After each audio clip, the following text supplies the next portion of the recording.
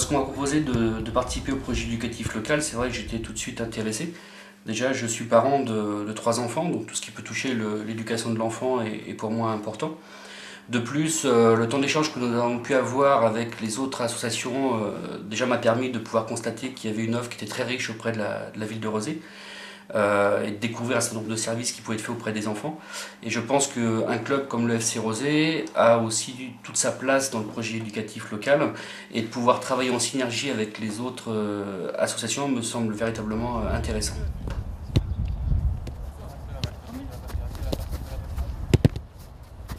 Allez, déplacez-vous sur le top poste. J'estime qu'aujourd'hui, le FC Rosé a obligation de participer à des actions, notamment comme le projet éducatif local au niveau de la ville de Rosé. Pourquoi? Parce que le FC Rosé, c'est 400 licenciés, plus de 400 licenciés. On a, je dirais, un panel de personnes qui sont totalement différents, que ce soit d'un point de vue ethnique, d'un point de vue religieux ou d'un point de vue culturel. Mais chaque dimanche, ces gens-là jouent tous ensemble pour la même cause. Et pas uniquement la cause de taper dans un ballon de football et de gagner un match, mais surtout pour essayer de véhiculer les valeurs qu'on souhaite transmettre, qui sont des fois les valeurs de respect, de fair play, de convivialité et d'échange. Et je pense que dans l'éducation des enfants, ce sont des valeurs qui sont importantes dans son épanouissement. Voilà, bien joué, grand. Excellent. Allez, jaune à vous. Au niveau des actions que le FC Rosé souhaite mener, déjà c'est de faire participer beaucoup plus aujourd'hui les enfants, je dirais au niveau de la gouvernance du club, notamment par une participation dans le conseil d'administration, soit l'enfant, soit un parent, mais d'avoir de façon épisodique son intervention. Ça c'est le premier point. Le deuxième point, c'est surtout de donner comme consigne auprès de nos éducateurs de ne pas laisser un enfant sur la touche. Et de prendre surtout en considération en premier lieu son épanouissement avant le résultat sportif, ce qu'aujourd'hui nous sommes déjà en train de mettre en place. Et je dirais la troisième action, c'est de faire participer un peu plus les jeunes du club au niveau de l'organisation générale, notamment par rapport au plateau de jeunes, où on a de plus en plus de jeunes enfants qui viennent arbitrer d'autres jeunes enfants. Et je pense que ça c'est important aussi d'avoir ce mélange au niveau des âges au sein du FC Rosé.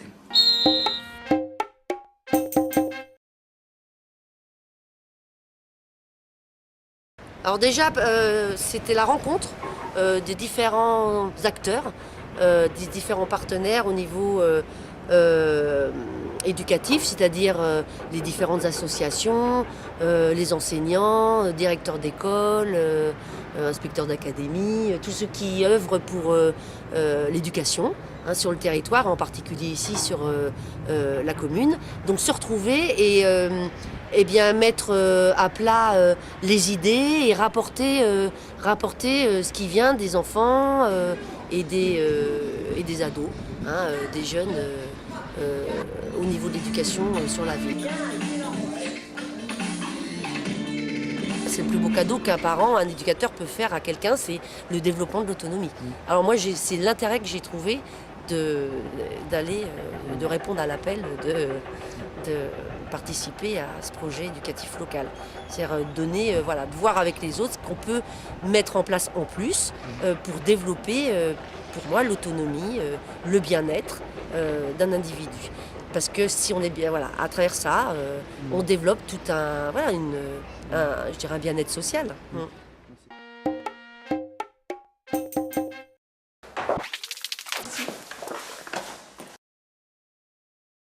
Mutualiser les démarches éducatives, leur donner du sens et mettre en cohérence ces différents partenaires éducatifs. Et pour toi ? Pour le centre socioculturel, ça a surtout été l'occasion de faire rencontrer les différents acteurs éducatifs, de répertorier l'offre éducative qu'il y avait sur Rezé afin d'y amener de la cohérence à l'échelle du territoire, mais surtout à l'échelle des quartiers et des micro-quartiers. D'ailleurs, pour toi, comment vois-tu l'intérêt de ta participation dans le PEL ?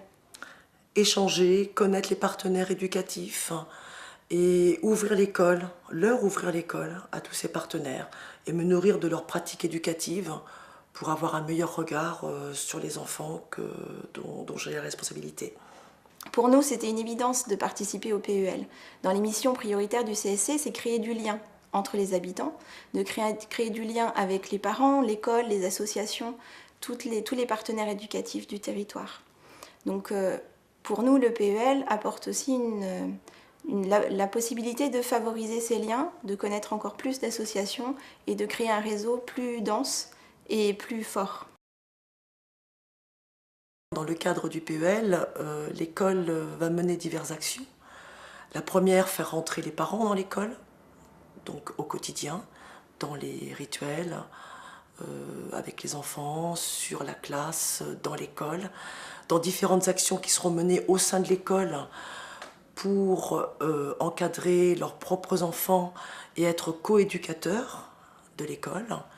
Et puis mener d'autres actions avec d'autres partenaires tels que le CSC, autour de la parentalité, ou des partenaires très proches tels que la PMI, la halte accueil, pour faciliter justement l'accueil aussi des nouveaux parents qui viendront dans l'école et qui seront de nouveaux coéducateurs de nos petits élèves.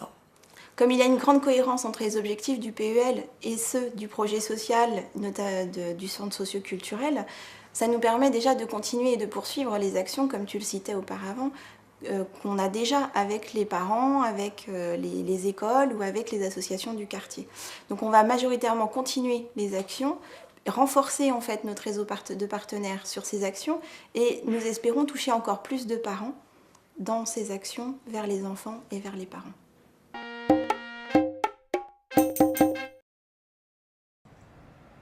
Il faut savoir qu'un projet éducatif local, c'est ce qui va quand même permettre, et c'est ce qui va permettre concrètement de mettre en place des actions qui permettent de tisser des fils éducatifs entre tous les acteurs de la ville. Et ce que j'ai trouvé fondamentalement intéressant, ça a été ce débat très ouvert entre des acteurs. Il n'y avait pas d'acteurs de petits acteurs et de grands acteurs. Il y avait des gens qui, d'une manière ou d'une autre, concourent à la réalisation des rêves des jeunes de notre ville. Le comité d'éducation à la santé et à la citoyenneté qui existe au Collège Pont-Rousseau et qui a été réactivé en particulier grâce au travail d'ailleurs de mon adjoint depuis 2 ans, ce comité met en place chaque année différentes actions qui vont à des interventions de la justice, qui vont à des participations à différentes manifestations, qui vont dans le collège à des interventions de partenaires extérieurs.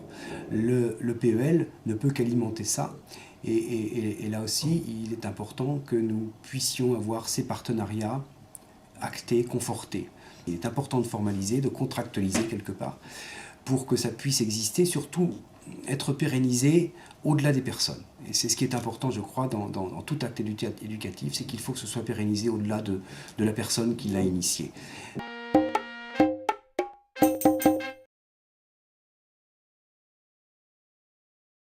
La rencontre avec les différents acteurs de terrain, c'était très riche. Pouvoir échanger nos expériences, nos réflexions, et cela m'a permis d'avoir une vision plus globale de ce qui se passait sur la ville. Et je me dis que le PEL va nous aider à avoir une cohésion. Voilà, il y a des actions un peu partout, et je pense qu'il va y avoir une cohésion de toutes ces actions des uns et des autres. Et c'est ce que je trouve très important.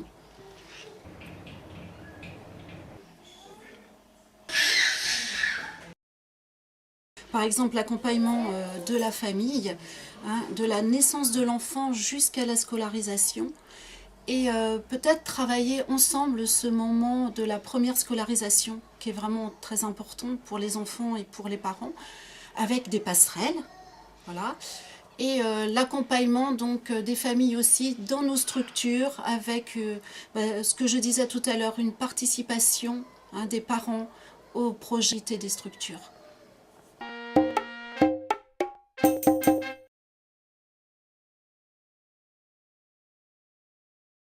Alors, le PEL, c'est avant tout un état des lieux de ce qui est existant sur la ville de Rezé en termes d'activité, en termes de partenaires et en termes de chiffrage.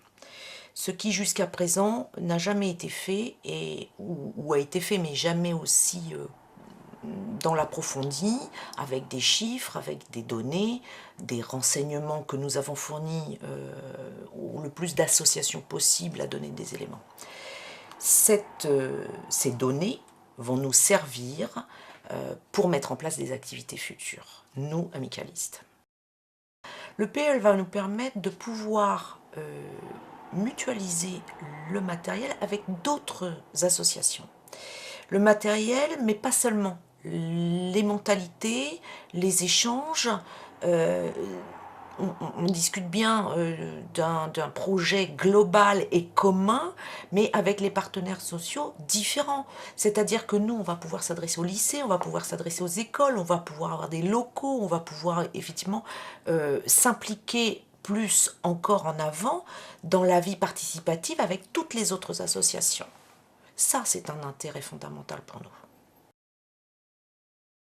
Les actions qui vont être menées dans le cadre du PEL seront les actions ciblées sur les petites sections, moyennes sections, grandes sections chez nous, Château Sud, puisqu'effectivement, on s'est rendu compte qu'il n'y avait pas beaucoup d'activités pour cette tranche d'âge. Donc, atelier d'anglais, atelier d'éveil musical, atelier de lecture de contes pour les tout petits.